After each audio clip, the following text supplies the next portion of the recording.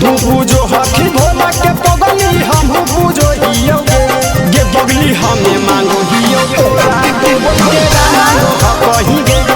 बगली हमें मांगो हियो तोरा तो बोल के मांगो कहीं गे तोहू पूजो हखी भोला के पगली हम पूजो हियो गे तोहू पूजो हखी भोला के पगली हम पूजो हियो गे बगली हमें मांगो हियो तोरा तो बोल के मांगो कहीं गे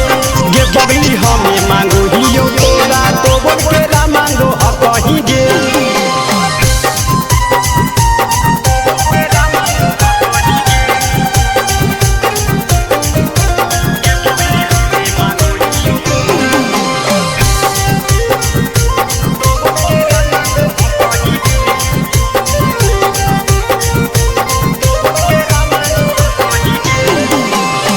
जोड़ी बनल खुन बगली भोला त्रिपुरारी गे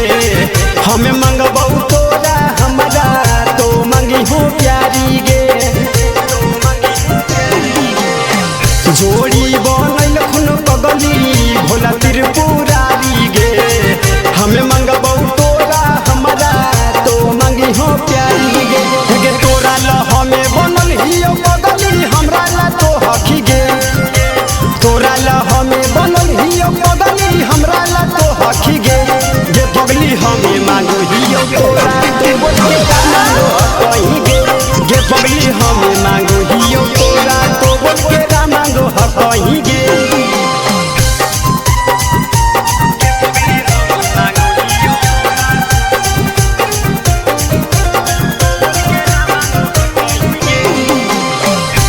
बीना रिकॉर्डिंग स्टूडियो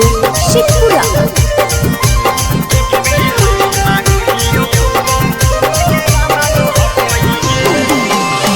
चल पगली जल ढरबई पहिला सोमारी गे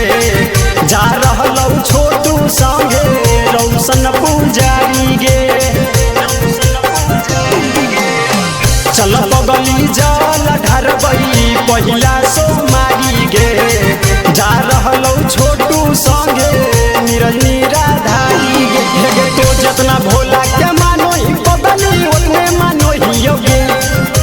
तो जितना भोला के मानो ही बगली उतने मानो हियो गे बगली हमें मांगो हियो तोरा तो बोल के मांगो कहीं गे बगली हमें मांगो हियो तोरा तो बोल के मांगो कहीं गे